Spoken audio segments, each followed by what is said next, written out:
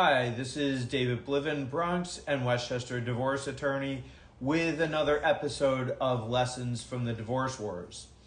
So this lesson comes about from a comment that somebody that watched my video last week made to that video, where I said, be wary of spending too little on an attorney, be wary of hiring a cheap divorce attorney, especially if you can afford a better attorney.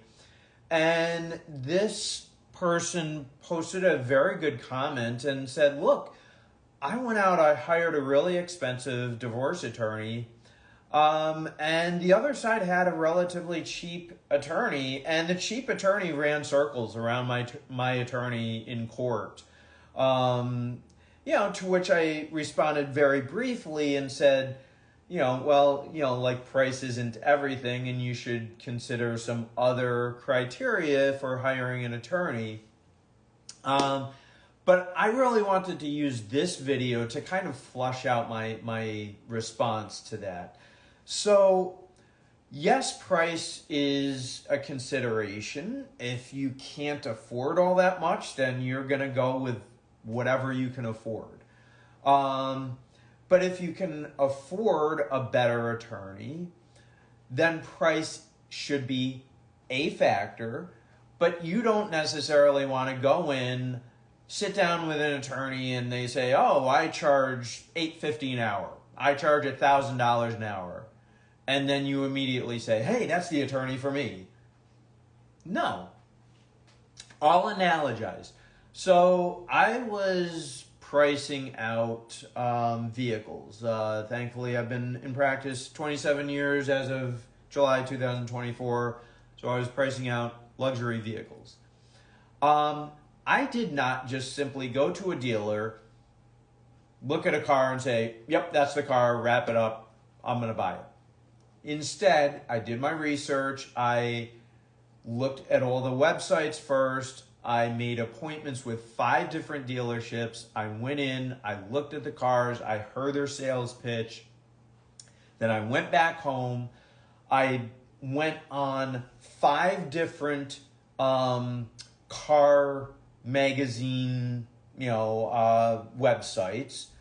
And I looked at all the reviews and a whole bunch of other criteria. I put together a spreadsheet and listed out the criteria for what I was looking for in a vehicle, and then compared and contrast each vehicle pursuant to all these 5 online magazines. I did that to then narrow my process down to about 3 cars that were kind of my top 3. But I didn't stop there. So then I went back to the dealers on those top 3s and I did test drives of the 3. And heard some more features, asked some more pointed questions about the vehicles. And only after I did all of that did I then make a decision. So I say all that because I read a study several years ago that said the overwhelming majority of people hire the first attorney that they meet with. And I think it was somewhere around 90%, 80-90% of people do not visit more than 3 attorneys before they hire a divorce or family law attorney.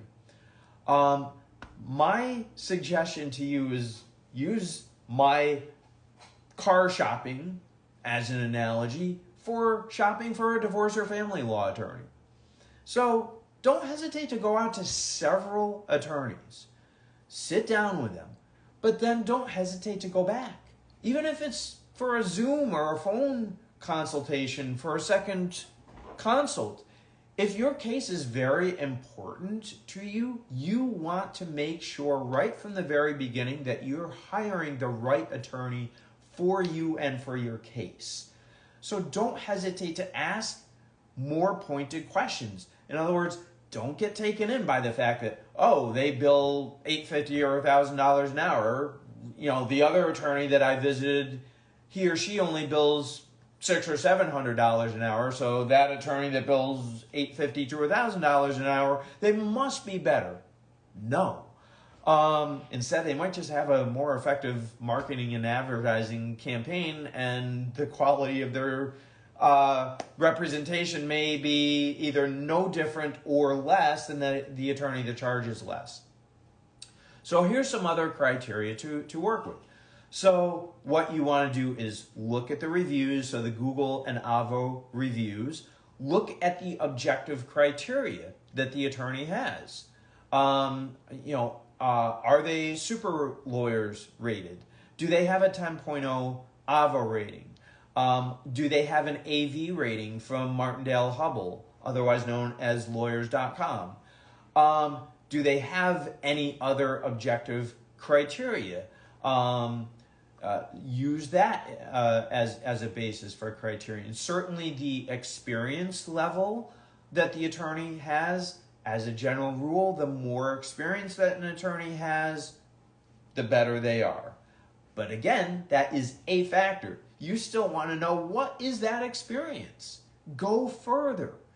Ask the attorney, okay, you've been in practice 30, 40 years. Have you always been a divorce and family law attorney?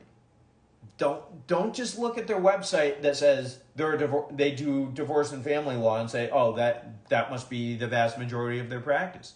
Maybe it is right now. Maybe they just shifted that 5 years ago. Maybe 5 years ago they used to be a personal injury attorney for the vast majority of their practice, and they just became a divorce and family law attorney, around the pandemic. You should take that into consideration. The other thing to ask your attorney is, okay, you do private cases, right? Obviously. But what percentage of your cases are public defender cases, or otherwise known as 18B cases? Now, this is painting with a broad brush. Not all public defenders or 18B attorneys are bad attorneys. There are definitely some attorneys that I know, respect, are very good attorneys, but you should take that into consideration in terms of, like, if their overall practice has a significant minority or a majority of their cases are public defender or 18B cases where they can only make $158 an hour as of July 2024, you should really question why that is. Indeed, you should question that attorney. Why is it that your practice consists of a significant minority or a majority of public defender cases? Why aren't you doing the vast majority, if not all, private cases where you can bill $600, $700, $800 an hour? I don't know. You should also ask questions about their caseload. So if an attorney has a caseload of like 50, 60, 70 cases, that's one thing. If an attorney has a caseload of 100, 150 cases or more, that's another thing. You should really, really take that into consideration, because if an attorney is way, way too busy for you, they're not even going to remember your name. Now, another criterion that you want to ask is, okay, I'm going to walk into this attorney that says, oh, I have 30, 35, 40 years experience. Great. Are you going to be the one working on my case? Because I have a client right now. He went into an attorney in Westchester. The attorney says, oh, I have 40 years experience. Super duper. You're the attorney for me. Signed a retainer, got going with a case, and all of a sudden the law firm just gave the file to an attorney that only had 15 years experience. And I'm not saying that attorney was a bad attorney, but that client did not get what they were paying for. They wanted the attorney that's billing out at, sufficient rates, but also that there are 40 years experience. They wanted that attorney. So that's another criterion or question you should ask that potential attorney is, are you just going to pass my file off to some lowly associate the minute I walk out the door?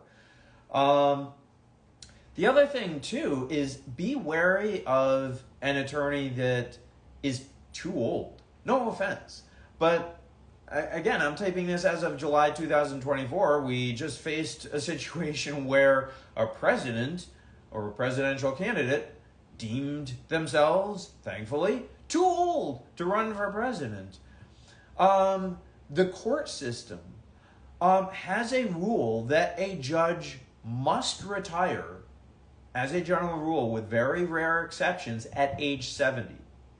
So if you go to your potential divorce or family law attorney and they are 70 years of age or older, or even you really question that attorney, whether they're really capable, because basically the court system is in effect saying that they are not capable, at least of being a judge. And if you're not capable of, the thought processes that go into being a judge, you really want to be concerned as a potential client whether that attorney has the thought processes to handle a high income case, a high net worth case, or just a very complex case. Might be able to handle a very simple uncontested divorce, but if you have one of those other cases, that might not be the attorney for you. Again, that's painting with a broad brush, and that's not to say attorneys that are 70 years of age or older or close to it are, once you learn that, you go screaming out of their office. That is not what I'm suggesting. I'm instead just saying that is a factor you should be taking into consideration in the selection of your divorce and family law attorney. So I hope all that helps to flesh out that issue. If you're looking for similar answers to these types of questions, check out the blog. You'll find it at blivenlaw.net/blog. See you next time.